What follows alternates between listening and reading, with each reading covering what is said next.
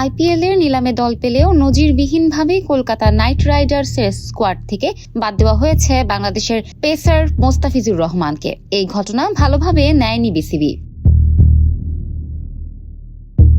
শনিবার রাতে জরুরি মিটিংয়ে বসেন বোর্ড কর্তারা। সেখানে আসন্ন টি-20 বিশ্বকাপে ভারতে বাংলাদেশ খেলবে কিনা সে বিষয়েও আলোচনা হয়। এ নিয়ে আইসিসিকে চিঠি দেবে বিসিবি।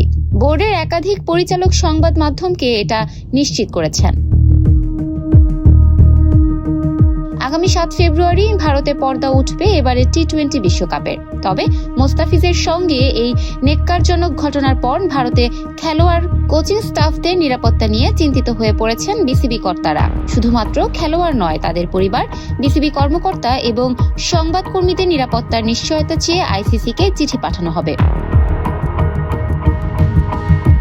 এছাড়া মোস্তাফিজকে এভাবে রাজনৈতিক কারণে বাদ দেওয়ার এখতিয়ার কোনো ফ্র্যাঞ্চাইজি বা বোর্ডে রাখে কিনা তা নিয়ে আইপিএল এর গভর্নিং কাউন্সিলের কাছে পরিষ্কার ব্যাখ্যা চাইবে বিসিবি। এই চিঠির অনুলিপি বা সিসি দেওয়া হবে ভারতীয় ক্রিকেট বোর্ডকেও।